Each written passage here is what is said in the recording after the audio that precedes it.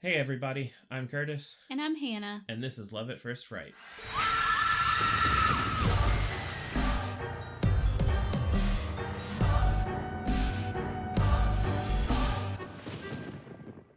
We've returned to the movies once again. Yes, we got... Well, actually, we didn't get popcorn this time. No, we didn't. Because we ate dinner right before. We went. We had a little dinner and movie date. Yeah. But we did get soda pops. We did get some soda. And that meant I had to pee partway through the movie. You didn't miss anything. No, I knew. Oh, God. I want to apologize now. This one's going to be, I think, pretty negative. Yeah. For the movie, which, like, spoilers for our rating. It wasn't good. But yeah. whatever. I kind of knew it was going to be bad, like, officially when I came back from my bathroom break and you didn't really have anything to tell me as far as things that I missed. Yeah. And I know that there are parts in movies where, like, you can just leave and you don't really miss anything. Sure. You know, it's just, like, atmospheric or whatever. Sure, whatever. But it's just, like, this movie wasn't even that long. Yeah. And so I feel like, yeah. Anyway. But honestly, even, like, to match how I felt about the movie going experience it was garbage. Was also trash. Let's put it this way. We went and saw Imaginary, which has the lowest rating that we've given a movie on our podcast so far. And this one didn't score as low as that. I went back and I checked. Mm-hmm. We gave it a 3.6 overall for Imaginary. So this is a little bit higher than that. Mm-hmm. The movie-going experience for Imaginary, significantly better. Yep. Like, way better. Yep. This was not from start to finish, but pretty close. Like, basically, once the movie started to the end of it was bad. Yeah. It just was not good. You had a bunch of people on their phones with the brightness turned all the way up, which I was just like, come on. They didn't turn their ringtones off. Come on. There were so many notifications coming through on people's phones. But the big thing was a couple rows behind us. There was so aggravating. There was a couple who brought their very young children, including a toddler, to The Strangers Chapter 1. Yeah. Which, it's R-rated, right? I think so. I'd be surprised if it's not. We're checking. Hold on. Checking. We're doing some fact checking. Okay, so it is rated R. And I know that, like, obviously parental discretion is a thing. I watched horror movies at a young age. Sure. My parents also didn't take me to a theater to see horror movies. Like, I watched them at home. Yeah. And I wasn't, like, being disruptive. Because, like, obviously it was way past the toddler's bedtime. They were grouchy. They were crying. They were, like, hitting stuff. They were talking and, like, that, like, it was weird because it was like the toddler was, like, developed enough to understand that, like, they shouldn't just talk at full volume. Right. But it was that, like, weird hushed talking, not quite a whisper. It's the, like, fake whisper that kids do where they think just because they're saying it kind of breathy that they're whispering, but they're not. And so then it's, like, all the shushing from the parents. And also, you didn't experience this, but there was somebody nearby me that was really enjoying their popcorn, and it was so loud. And I know, like, obviously popcorn eating, it's a crunchy food. There's going to be sounds. That's not a big deal. But this person was like it was cartoonish how much they were chowing down. I'm going to say I didn't notice it because I was probably going through, like, rage at this movie by that point. But it was really funny that we had such a bad movie-going experience because I was telling you afterwards, I went and saw the first Strangers in 2008 in theaters. I was in middle school, went with a good friend at the time. Yeah. And that was also, like, one of the worst movie-going experiences I've ever had, where it was, like, we went to a pretty late showing and it was all teenagers. And, like, yes, we were also teenagers. Yeah. But they were, like, being really rowdy the whole time. And, like, obviously, especially the first Strangers, it's a very, like, intense, there's a lot of silence and there's a lot of tension building. Yes. But there were just people talking the whole time. There were people, like, full on screaming and, like, throwing popcorn at the screen and, like, doing stuff like that. And I just remember being like, so pissed at the time because I'm like, hey, I also paid to come see this movie. I know I sound like such a curmudgeon, but like there's such a thing as movie going etiquette. Well, and this is the thing is like I don't want to sound like an asshole by being like, you know, why did they bring their toddler to this movie? But why did you bring your toddler to an R-rated movie where somebody literally gets executed with a fucking shotgun? What are you doing? Are you fucking serious? I don't know. The opening to this movie is a man gets his fucking face caved in with an axe. And while we don't see it, it is heavily implied. It happens behind a tree in the same shot, like as it's panning across or whatever. Like, it's crazy. Like, what are we doing? I don't know what the thought process was. It's nonsensical to me. If you take your toddler to R-rated horror movies, don't add us. Yeah. I don't want to know about it. Yeah, we don't want to know.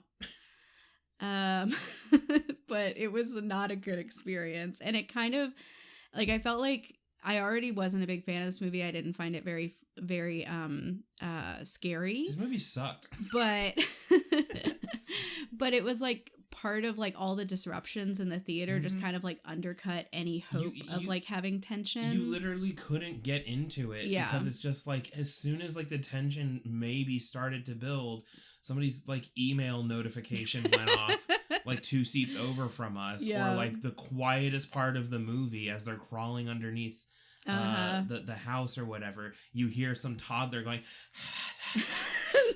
like whispering incantations in your ear. Like, it was crazy. It was real bad. Honestly, I feel like people don't know how to go to the movies Somebody anymore. snuck snacks into the movie or whatever, which, like, fine, power to you. Stuff's expensive. I get it. I don't fault them for that. Did you have to package it in the noisiest Ziploc bag known to man? Too. I looked over at you and rolled my eyes. I was so pissed by this point. And we were only like 15 minutes into the movie at that point, and I'm like, this is terrible. And they were doing that thing, and I think we've all been there, like when you have like a bag of chips but you're taking like a test or something.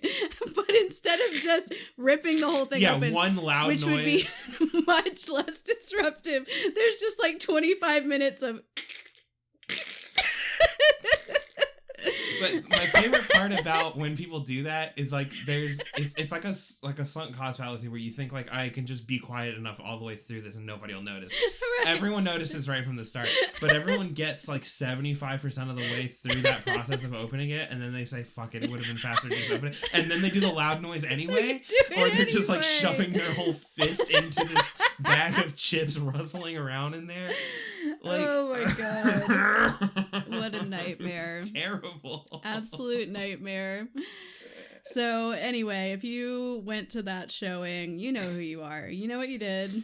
And the moral of the story is don't go see a Strangers movie in theaters because it's always going to be bad. The experience will be bad, and also the movie is likely to be bad.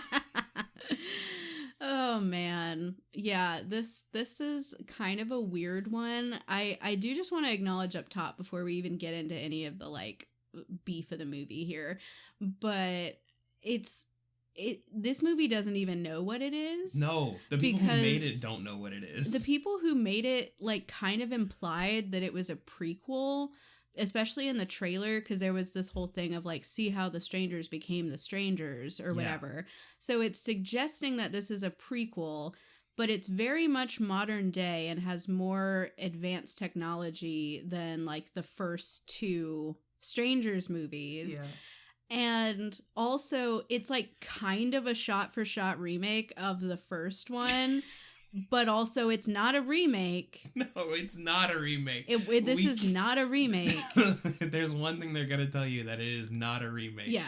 I don't care what you see on that screen and how many things are exactly like the first movie. It's not a remake. They're doing this whole thing where they've made up a new category where they're saying it's a relaunch of the Strangers franchise. As though reboot, requel, all of these other terms that we have weren't enough. We have to do a relaunch of the franchise. And, you know, my thing is, if something is a relaunch of the franchise, that's just a sequel that happened a few years later. Yeah. Like, that's just like, it's been a while what since they were telling us was that the Strangers and Strangers Pray at Night, those were then, like, when you take a picture and post it on Instagram of, like, your new partner, but you haven't, like, told anybody. You're soft launching the Strangers. Yeah. That's what those were. And this is the hard launch. This is the hard launch. Yeah. But, oh my gosh. I mean, like, so confusing from the outset of, like, what this movie even is. And I hate this movie. Yeah. It is hard for me because I want to rate it lower than what I rated it, but I'm having to restrain myself because I'm looking for things in it that are redeeming. Yes. Or whatever. Like, visually, it kind of looks nice. Yeah. But there are so many things about this movie that I genuinely, like, it makes me angry to think about. I think the thing for me that I've had to kind of put in check is that if I view this movie in a vacuum, I think it's just like a pretty mid horror movie. Like, it's nothing super offensive or, you know, terrible. It's just a mid home invasion movie. What actually makes it so bad for me is the fact that they've tied it to the Strangers. It is directly tied to the Strangers. But they're calling it a prequel, but not a prequel, a remake, but not a remake. It's a relaunch. It's like, it's a have their cake and eat it too thing. They want it to be tied to the Strangers, but they also want it to be like its own thing, but also they want it to be like this historical thing that kind of displays how it came to be. But like, it's all over the place, and it shows throughout the entirety of the movie. Yeah, they're it's like a confused. Weird greatest hits of the Strangers. Yep, they're just like bringing back all the things, but they also did like not good because like they got it good in the first one and the second one, and then in this one they just like altered it a little bit to be different, so you can't say it's exactly the same thing, right? Or you're watching like a clip, and it's like different directors, different writers it's compared to the first two. Anyway, let's go over the cast. Let's just kind of get into it, and then we can really like rail on this thing. Put on your hater hats because we're toot toot. We're coming to town on the hater train. And you put your hats on when you get on a train. Yes. So, how do you think the world works? I just say things, okay? I just say things. You get to the station and you're like, oh no, I can't board because I forgot my hat at home. I forgot my train riding hat. Don't worry, ma'am. There's like a weird old hermit guy who like comes out of a darkened corner and he says, I'll sell you this hat for a nickel, but it's cursed. You don't know that. Does he say it's cursed? No. Oh, so then I buy the hat, put it on. It's a horror movie. And the whole time I'm thinking, wow, what a great turn of events. I forgot my train riding hat, and then that nice old man just so happened to have a hat for a nickel, which I just so happened to have. It shows you sitting on the train as it's like going out of the station, and you see the man, and it cuts back to him, and he's like, I'm finally free, and he turns into like mist. Martha, I'm coming, baby. His wife was killed by a train. What the fuck? Because she didn't have a hat. She didn't have a hat on. That's what happens. If you don't have a hat and you get on a train, they stop the train. They execute you. They hog tie you, throw you in front of the train. And then they keep going. Yes. Anyway. That'd be a better movie than what we watched. Dang. All right. Let me get through this. So obviously this is a 2024 horror movie. It's building on the Strangers franchise. It was directed by Rennie Harlan. The screenplay was written by Alan R. Cohen and Alan Friedland, of course, with the story based off of the story written by Brian Bertino, who was the original director of the first one. The basic prompt of this entry into the franchise is a young couple is forced to spend the night in a remote cabin after their car breaks down in an eerie small town. Panic ensues as they are terrorized by three masked strangers who strike with no mercy and seemingly no motive. So basically exactly the same as the first one. I'll go over a little bit of the cast here. We have Madeline Pesh. Stop trying to make Petch a thing. As Maya. She was in Riverdale. I don't know what else straight she's up doing. Hated this actress in this movie. maybe the worst part of this movie for me was the this acting actress. was pretty rough. It was fucking atrocious. Yeah. And then we have Froy Gutierrez, who plays Ryan. Those are definitely the main characters, but there's also some other named characters of like the townspeople and stuff. Yeah. But I will go over the actors, the scare actors. Yeah. So we have, and I know I'm going to butcher this, so I'm sorry to this man. We have Metus Lajkak as Scarecrow / Man in the Mask. He's called different things.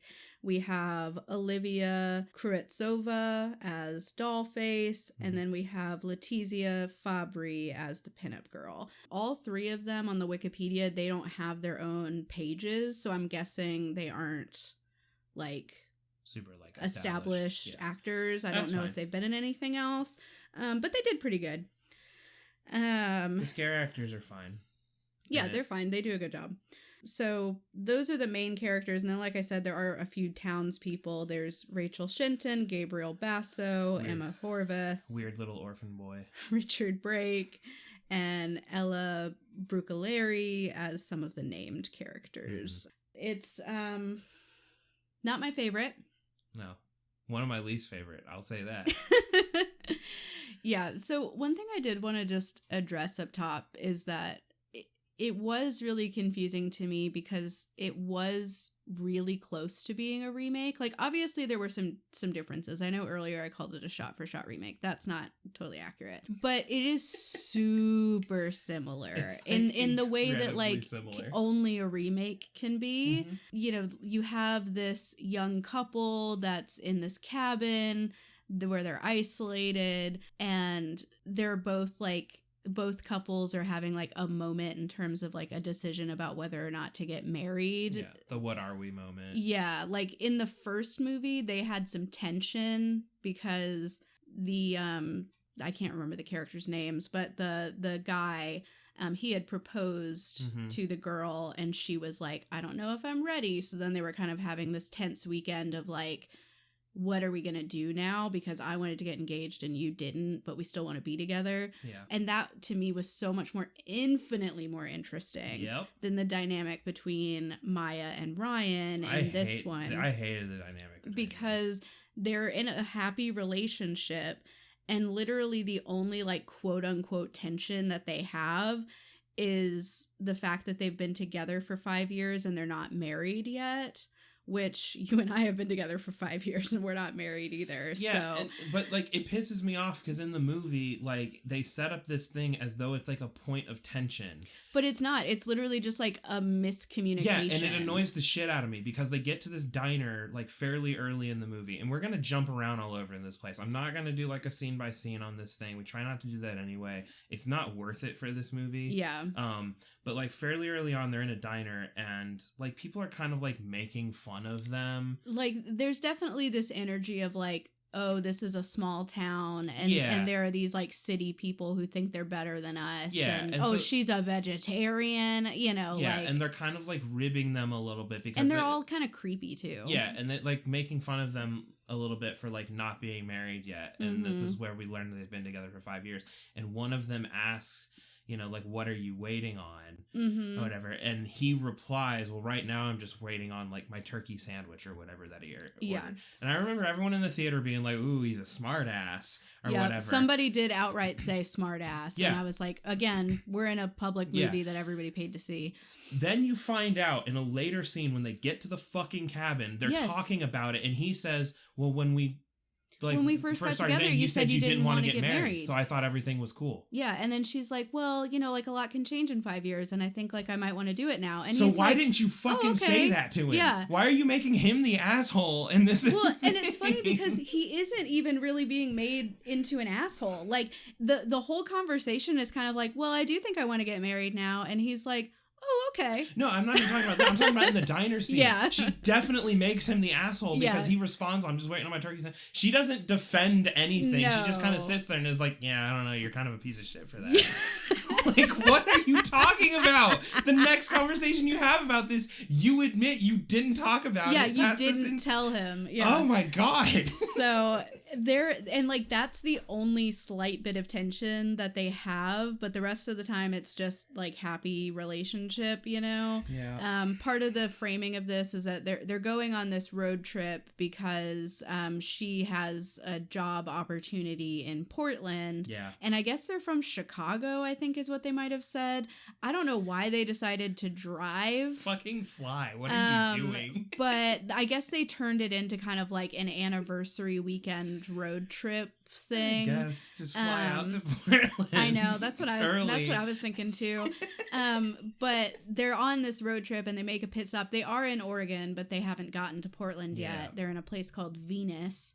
And after, you know, they go to the little diner, their car doesn't work. And so that's kind of the forced, you know, well, this now is why they have to be isolated, because the mechanic comes over and looks at it. And he's like, we could repair it, but I can't do anything until I need to go into town to get a part. I have to send somebody to get the part, and we could get it repaired once he gets back, but it won't be done until like next afternoon. Yeah. So they're like, whatever. So people in the town tell him there's like this Airbnb that they could go stay in. There's a guy who like has like a summer home here, and he rents it out the rest of the time. Yeah.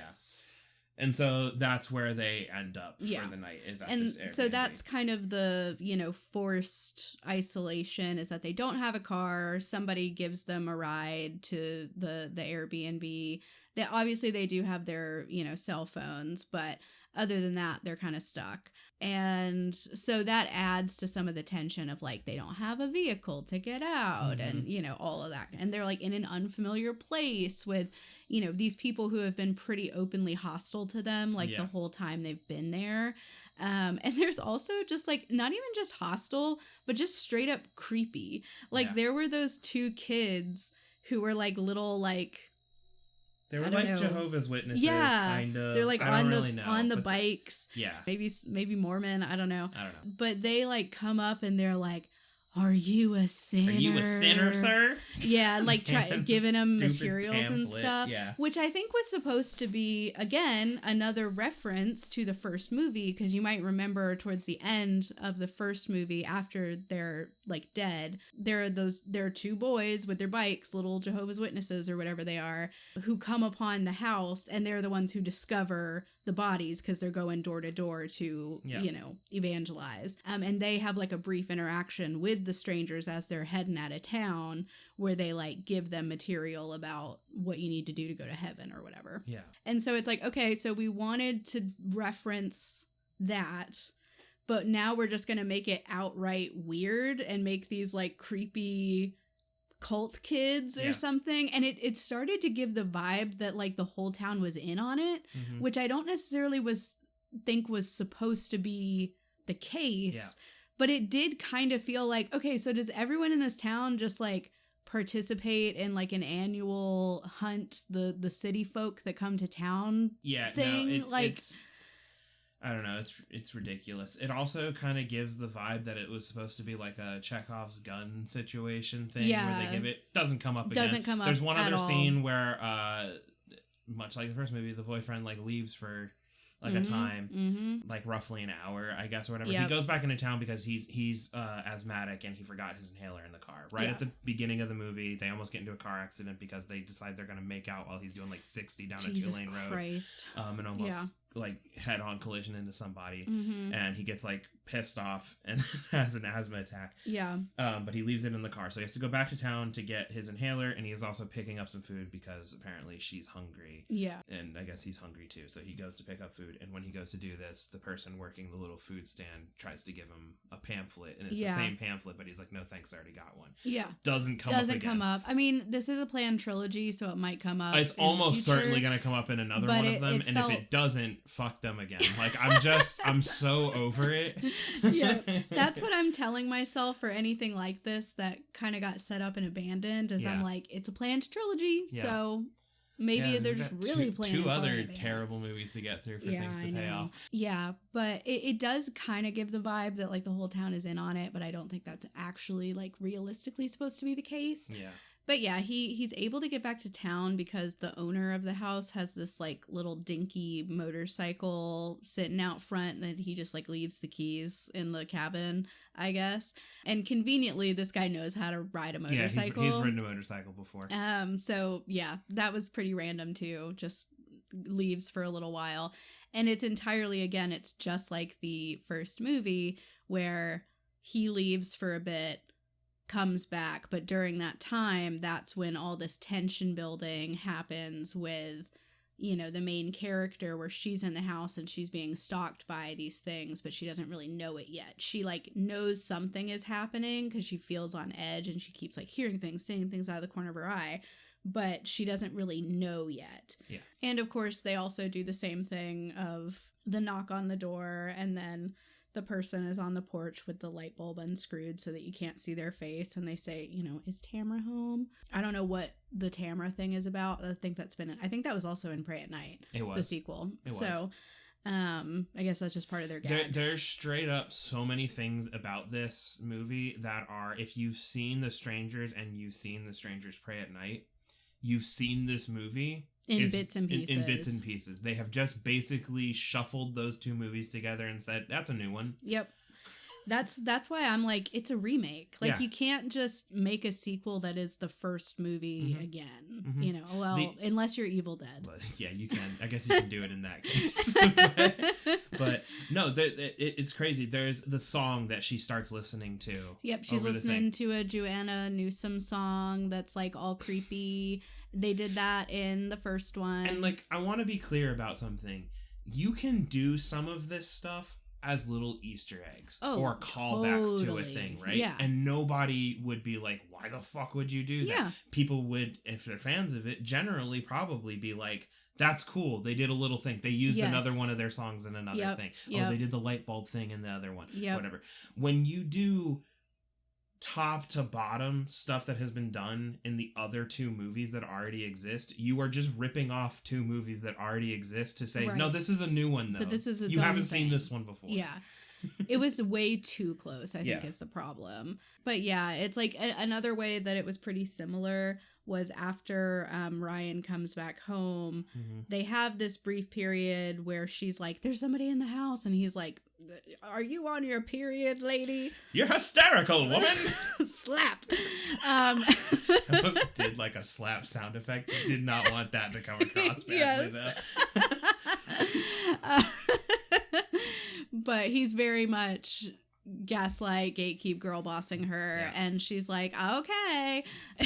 And then, the whole scene where they're like by the bedroom and he's like, oh, I think I know what you saw, and then he's moving back and forth, and there's like a clown creepy painting. Fucked up clown painting in Awful. the bedroom, and where they're supposed to be, and he's like, is that what you saw? And she's like, I guess.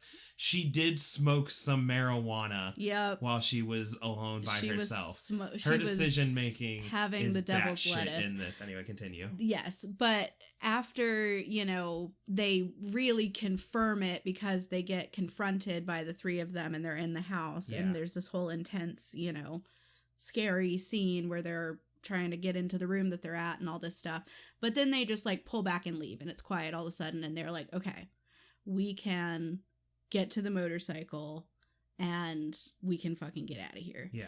But then it's like, again, basically the same scene where that happens in the first Strangers movie where they look outside, they see that person like standing shrouded in darkness and then like run and go to the vehicle. But this time the fucking motorcycle just fully explodes, which I thought was great. And so then they're like, okay, I guess that's not an option. And so they have to, keep trying other things. But there were so many times that it just felt like it was copying the first one. And I think one of the only parts... No, actually, I was about to say that was different, but it wasn't. I was going to mention there's a part where they have been kind of in this like cat and mouse game for a while. They're hiding. They go to like a shed that's on the property and they hang out there and they like find a shotgun. So they're feeling a little bit more like, okay, we're going to, take care of business. And they work their way back up towards the house. They hear somebody. and he goes around the corner and blasts them thinking he killed one of them. But then actually it was just the owner of the house. Was it the owner? It was either the owner or it was a refrigerator repair guy that the owner called, because earlier in the movie, they go to put their 6-pack of beer into the fridge and they're like, the fridge doesn't work. Yeah. I better call the owner. This pisses me off so much. They were told, we're going to get you out here by like next afternoon, right? They get to this Airbnb. Mm-hmm. They've, I guess, stopped and picked up some beer. Yep. Even though they got to the Airbnb because the waitress at the diner they were at said they were driving them. So I guess she agreed to also do a pit stop for them, which is like. And they just got a 6-pack of beer. I just feel like you're doing a lot asking of these people here. But anyway, they get there and he goes to put the 6-pack of beer in the fridge and it's not working. So he gets like pissed off about it. And then she sees the note and she calls the number on there. I got a couple of things about this. You're going to be here for one fucking night and you're going to call somebody. It's dark outside. It's like 10 p.m. It's 10 p.m. and you're going to call somebody being like, hey, can you get your ass out here to fix your fridge? You weren't even going to stay here and you're going to be here for like 12 hours. You don't even have food. Get up early the next morning and then fucking go sit at the diner or whatever and drink beer there if you're going to do it. They won't give a shit. It doesn't make sense at all. What the fuck? And literally the only reason they put that in there was so they could have the scene where he accidentally kills. Again, it's not confirmed who it is. It's either the owner or like... I think his name's Joe because it says it on the note, but I don't know that they say that Joe is the owner of the thing. I don't know. Say like rich guy owns it. Yeah, so. He's just associated with the property because he has like... They see that he has like a little toolbox or whatever, yeah. So they literally just did that to have this, sad, intense moment of like, we just killed somebody. And then... And I fully understand this because it would be horrifying if you were in a life or death situation and you accidentally killed an innocent bystander. But she immediately jumps into, you did it to protect us. You did it for your family. And I'm just like, babe, like, let's hold it in for a little while. Let's deal with one thing at a time. We did just kill a man. This is the scene that I had to go use the restroom. Yeah. So I didn't actually see this happen. Was he like freaking out having killed that man? Like more than just like, oh shit, I just killed a guy. He became like despondent. Like he was basically like, he like got down on his knees and was just like, what did I do? Basically. Okay. Yeah. And she's immediately just like, you did it to protect us. You killed that innocent man for us. You killed him and you'll kill again. Oh my gosh. Yeah. No, oh my god. Yeah, like one thing we tried to praise the movie for was that he does find a shotgun at one point. I did like that kind of tipped the scales where the victims have this little bit of power where it kind of changes the dynamic and now the strangers can't just like fuck around and do like they can't just run at him or stand menacingly and like in the field or whatever because he will just shoot them, right? Except he won't, because this leads to one of my other like frustrating moments of the movie is he gets the drop on it's not Dollface, I think it's Pinup Girl. Pinup Girl. He gets the drop on her and has the shotgun pointed at the back of her head, and he's at this point they are separated. They got split apart because they again, just like in the first one. Do you guys remember in Strangers Pray at Night the scene where they're in the minivan and then it crashes or whatever, and then the dad gives the gun to I think his name's Luke, the brother, and tells him to go, and then the dad ends up getting killed by the strangers. It's that scene again, except for there's no dad in it and he doesn't get killed. Or just like in the first one when they try to go out to their car and then the pickup truck comes and T-bones them into a tree. So just if you've like seen what happened. Basically either one of those scenes, you've seen this one. Anyway, so our protagonist gets out of it in this scene and he's in the woods. He I think does a makeshift inhaler at one point. That was also out of like a water bottle or some shit. Would that even work? I have no idea. He picks up a water bottle that was definitely someone's that they drank. Yeah. He picks it up. He dumps out the water. Yeah. He twists he's trying to be quiet, but by he's the way, just but it's in the middle of the woods. You just hear a water. You know how loud water bottles are. You just hear that as he's twisting it. And then he just like sucks real hard on it, and then it's like, my asthma's good, you know. I'm cured. But anyway, so he like tricks them or something. They come to look for him. He's not there, but he gets the drop on the pinup girl and starts demanding that he's like, where's Maya? Or whatever. You know. And then part of, I think, the reason they also had him kill the other guy, the mechanic guy that shows up, is to set up for this. What was somebody down there who wrote this was like, this is fucking badass or whatever. He's got her point blank. She's doing the thing where she's holding the barrel up to her head. She's literally laughing or whatever. She's like, yeah, kill me. I don't care. Yeah. Whatever. And he has this line. He was like, you know how they say the first kill is always your hardest? And he like pauses for dramatic effect. And he's like, you're my second. Yep. And then the man in the mask comes up and conks him on the side of the head. So he doesn't do anything. And this whole scene where he's got her at gunpoint frustrated me so much. Yes.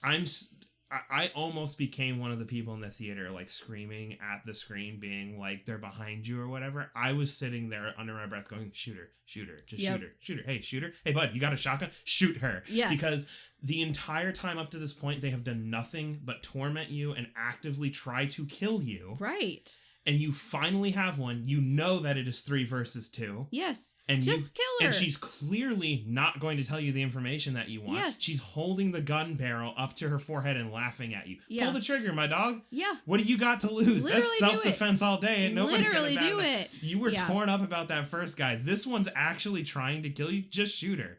Because then he could still get knocked out and you would be like, all right, makes sense. But they can't do it because it's a confirmed trilogy. And if he kills one right at the top of the... Right in the first one, then we have to go through this whole thing about indoctrinating another person. And it's stupid. The whole thing is dumb. Yeah, that scene really annoyed me. Honestly, I think one of my least favorite things about this movie is I feel like the decision making was just truly insane. Mm-hmm. And I know that, it's a trope in all horror movies, right? Yes. That in the, you're afraid, that you've got adrenaline pumping, you don't always make the best decisions. And you need some of that to keep the movie going along. So I don't generally, I'll make some fun of people, but like, I get it. You're stressed out and you're terrified. But truly, there was not a single moment that they made a decision that I was like, that was a smart thing to try. Let's talk about when she's in the cabin and she's first experiencing the weird stuff. Yep. She's experiencing all this weird stuff. And you know what she decides to do? Get into maybe one of the most vulnerable positions you can while high. Take a shower. Take a shower with the bathroom door wide open. And to show how, like, stupid this is, of course they do the thing where, like, it, like, she's blocking part of the frame and then the camera moves over, she like bends over or whatever, and he's just standing there outside of the shower and she doesn't see it. Apparently Maya clinically has an issue with her peripheral vision, big time, because she doesn't see him when she's in the shower. And then also there's another scene where she's playing the piano and there's like a mirror that's mounted above the piano, so it's facing behind her, and literally the man in the mask, the scarecrow guy, is sitting in a rocking chair perfectly in that mirror, like big in the mirror, not even like small in the mirror. Slightly like a full mirror I Spy Find Me thing. Yes. Yeah. And she just like, if she had even darted her eyes up to like slightly move her hair off her forehead, she would have seen him, but somehow she doesn't see him. Yep. She doesn't hear him rocking in the rocking chair. No, I hated it so much. On top of the fact that like a lot of this is them trying to like evade the stranger. So there's an extended scene where they get under the house because she realizes that there's a crawl space because it's on a foundation or whatever. Mm-hmm. And so they are crawling through that. And while they're crawling, there's the footsteps of the strangers inside the house above them and everything. And they're trying to be quiet. And she, because they can't see anything in the dark there, she places her hand down on a nail and it goes through her hand. Yes. And she makes a little noise, which sets off kind of the tension of this because one of the strangers hears that. And I did, like, that was one of the only times where I liked how that was done, because to me it did feel very real, and that if you actually did that, you would undoubtedly make an involuntary She wasn't expecting sound, it. But then you would choke that down because you know that this is a life or death situation. And this is the part that pissed us both off about this, is because that happens and we're fine, whatever. Yeah, she makes like, a noise great. because she gets stabbed in it, and we're like, oh man, wow, that sucks. How are they going to get out of this one? Right. He decides to pull the nail out of her hand and then like tear off part of his shirt and like bandage it as best he can and everything. But in order to do this, he's preparing her, and he's, you know, mouthing and like whispering very quietly, like, I'm gonna do this, you need to be quiet or whatever. So she knows it's coming, and he does a countdown and everything for her, and then he pulls the nail out and she still goes or whatever, and so they hear it again. And I'm just like, the reason I did not like this actress in it is like any time that she was supposed to be in a moment that it was clearly scary for her and silence is necessary, she's constantly going like yeah. It was... You're welcome for that audio, by the way. Use that for whatever purposes you wish. There's a scene where she like maybe one of the smarter things that she does, she like buries herself under a bunch of like branches and I wanted to talk about this too, because this is also a trope in horror movies that drives me freaking crazy. Yep. There's basically like in the woods there's an area where I guess it was at one point like a bridge or something, but it's fallen into disrepair, so there's just like the two sides, but the middle is completely open. And there's a bunch of like leaves and debris in that area. And she is being pursued by, I think, Dollface. I think so. And so she does something, again, that is very smart, in that she lays down in those leaves and she kind of covers herself with the leaves in between this bridge. And, you know, she's in her Peter Millark era. And she's just hanging out, you know, and I'm like, great, that's so smart. Of course, she is whining the whole fucking time that the person is there. But then she has this idea of, okay, let me whip my phone out and let me try to call 911. She does that. It wasn't really working super well because like there was poor reception. So it was like breaking up or whatever. But then instead of just staying in her perfect hiding place that they would have no reason to go back and check again, she immediately gets up. Yep. And immediately gets captured by Dollface. And I'm just like, what is wrong with people? Yeah. And this is the thing that really annoys me, is because the argument would be, well, Hannah, it's a horror movie. We can't just have one of the characters lay in a leaf pile for the next, 60 minutes. Totally agree with that. That's why it's up to the writers to come up with a compelling reason that she would be driven out of that spot. Yep. Where she has to go back out into the vulnerable. You could also make the argument that Dollface did actually see her down there and she was toying with her, because that is a lot of what they do. Yeah. And we don't actually know. Sure. We just know that she gets knocked out like right after that. So like fine, maybe she did see her out of there. We don't know that. Yeah. As the audience, there's nothing to indicate that she saw her down there. So our best guess is that she didn't know that she was down there. So she could lay there. And I would also argue you can actually just have somebody lay there for 60 minutes. Yeah. The thing that would be moving the movie along by that point would now be what's his face? Ryan looking for her because he doesn't know where she is. Yes. Now it's him versus three of them because they don't know where she is. Right. He's trying to find her, and maybe part of the whole game is because they lost where she is by hiding. He's looking for her, and they're like fucking with him, but they're not trying to kill him yet, so that he finds her, and then they get them back together, and they get both of them. Congrats, they just fixed your fucking movie, but like they don't do that. No. Like she gets knocked out, and then he has this moment with the shotgun. Yeah, with the and that was girl. already really close to the end of the movie anyway. So why not just let her be like smart for 2 seconds? Right, and then so they both get knocked out, and then they wake up in the cabin again, and they're both tied to chairs, and we have this whole moment where he looks over at her, and they both realize they're probably about to die. So he's like, "Will you marry me?" Yeah, and she's like, "Yeah." Yeah, and then he gets stabbed in the gut and thrown on the ground, and then she gets stabbed in the gut. But wait. Yeah. She does have to have the... Oh, yeah. We have to have the Why are you doing this to us? Yeah, and then in this one, because we've already used... because you were home. And then in Pray at Night, they say, why not? Yeah. Which both of those are extremely terrifying things to hear from people who've been terrorizing you all night. Mm-hmm. And I think they're actually very great lines. Yep. This one turns into because you're here. Yep. Which also I think kind of zaps some of the tension, because part of why because you were home was so effective is that like we as the audience feel vulnerable with that. Like the idea that someone could just come into your house and kill you because you're home. Your home is supposed to be like you're safe. Like, yes. Nothing can hurt you when you're home. They're literally spitting in the face of that and saying, you're home, we are going to fuck with you. Yes.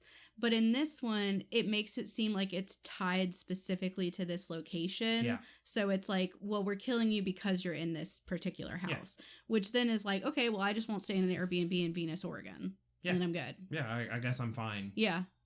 I guess whatever. Yeah. Yeah, it's... I mean, this movie rips off some other things, too. The end of Strangers Pray at Night, she's in a hospital. Mm-hmm. This one, the ending of it is... she's in a hospital. Yeah, it's like they make you think she's dead, but then there's like a mid-credit scene where she like wakes up in a hospital, and then like there's a further thing where the man in the mask is like in the room watching her, and so then you're like, oh, is he still hunting her, or is this just like a metaphor for her trauma? I don't know. But it also, if the implication is that he's actually there in the hospital, and we're gonna like pick up at part 2 with like chapter 2 with like being in the hospital, then they're also ripping off Halloween. Yep. They said, we'll just rip off every horror movie. But yeah, I mean, what a mess. Truly. It's bad. Terrible acting, terrible writing. No, it's bad all the way around. We should rate it and talk about if there's any scene that like stands out to you. Okay, let's go ahead and rate it. Yeah. We talked about this one a lot when we were going to rate it, and I think we both kind of adjusted based on some things the other person was saying. And we try not to like influence what the other one's going to feel about it. But I think there were certain things that like you said, and then maybe certain things I said that like jogged our memory of like, oh yeah, and another thing. And then we went in and adjusted our scores again. Yeah. This movie is ass. I hate this movie. I don't like Imaginary does factually have a lower score from us. I don't hate Imaginary as much as I hate this movie. I at least appreciate that Imaginary is an original concept. Exactly what I was going to say. If nothing else, Imaginary has that going for it. Yep. This is just a fucking greatest hits, but like watered down the movie for The Strangers. All of that is to say, I did some retooling on mine. I came out with an average of 4.5. And I came out with an average of 4.6. Which lands us on a combined average of 4.6, the way that I have the math. I think it rounds it up slightly. Yeah. So it's a 4.6 movie, which is 1 point higher than Imaginary. Yeah. And short of rating this like all ones, which maybe it deserves that or whatever, I do think this movie is worse than Imaginary. Like, don't bother going to see this movie. Yeah, so my argument for it, and I know this is something I shared with you before too, is that I think the reason for me that this movie is better than Imaginary is that if it wasn't associated with the Strangers franchise, I would think this is just any other popcorn horror movie. It would be like a 5 or 6. Yeah, it would just be a mid-horror movie experience. It wouldn't be something that I would find like offensively bad or anything like that. Yeah. But because they have said, hey, this is a continuation, sort of, remake, reboot, whatever you want to call it, prequel. It's a continuation, I guess. I don't know. Ooh. Literally in my notes, I wrote 2024 prequel ? To The Stranger. But anyway, I think because they decided to associate it with The Strangers, it makes it worse, because when you add on to an existing franchise, you have some expectations. And if this had just been, I mean, obviously they would have to retool some things because, I mean, like we have the exact same killers with the same masks and all that stuff. So it's not its own movie. But if they had retooled some things but kept like the same general vibe, but it was just a different home invasion movie, I think it would just be a mid horror movie. It wouldn't really be that bad. Imaginary is bad because the whole story is bad. Yeah. But this one, for me, what takes it down is the fact that it's part of this franchise. Sure. There are two things that I want to highlight right at the top of the movie that happened that are so laughably fucking awful that they almost outright ruined this movie for me. One is right towards the beginning. It's right after. So the very first thing we see at the movie is this guy who later we see like a missing poster for. He's like this rich billionaire dude. He's super not important about who this guy is, at least in this movie anyway. Mm-hmm. But he is like running through the woods, and he's the guy that I talked about that gets killed right at the beginning of it. After that, we join our main characters as they're on their road trip. The text that comes up on the screen says somewhere in Oregon. They couldn't even fucking bother to just put Oregon. Yes, just put Oregon somewhere to make it more mysterious. Or like rural Oregon. The fucking first place they go is a place called Venus, Oregon. Does that actually exist? I don't know, and I don't need to look it up. Yeah. You didn't even need to put that. You just put Oregon, and we know you're there. Honestly, they don't even need to put Oregon. No. Because again, 15 minutes later, we're going to see the sign that says now entering Venus, Oregon, and they talk about being in Oregon. So you don't even need to put it up on the screen that it takes place somewhere in Oregon. The next thing, and this is the most egregious thing in the movie that, like, I've not stopped thinking about this, and I don't know if you remember it. I'm on the edge of my seat. It is when they're in the car. I think it's after they almost have the car accident thing, but they're like now on like a back road thing. I think it's just before they actually get into Venus. Mm-hmm. Because she says like she's hungry and like, they're gonna pull off or whatever. She has her phone, and it is an over-the-shoulder shot looking down on her phone. Yes. There is an ad placement. Oh my god. For Allie, the lending company. She's like, Allie shows that we got the money came through with Allie. The money came through. What the fuck are we doing, guys? This is on the level of watching one of those CW shows where they get into a new car and somebody's like, man, I really wish we could use the music. Oh, you can just connect through Bluetooth in my new Toyota Camry. Like, what? And in that, you're like, fine, whatever. The show needs money, so like, whatever. It's one car. It's a forgettable scene. Nobody gives a shit about it. This is like a professional movie, guys. The opening of the movie, like this is right not up even top. 10 minutes in. What are we doing? Yes, I had forgotten about that. I think I blacked that out because I was so shocked by the audacity. Oh my gosh. And it's not even like relevant. No, like, it doesn't matter. This would have been a perfect movie for there to be like a car thing because the car was such an important part of the movie. Or like Airbnb could have been a sponsor, but I guess they wouldn't want to. Well, no, but they kind of have to, right? Because they say it's an Airbnb. I don't think they could just say that. They would have just said there's a cabin, there's some rich guy rents out if you want to, whatever. Oh my gosh. But yeah, the money came through Allie is so bad. So bad. And they like really put her phone on display too. Yes, it's an and it's like the most of the screen is this fucking phone. With the Allie app. With the Allie app on, and it has like two numbers on it, and you're just like, what are we doing here? Yeah, it was real rough. Horribly bad. I do think that should be against the law.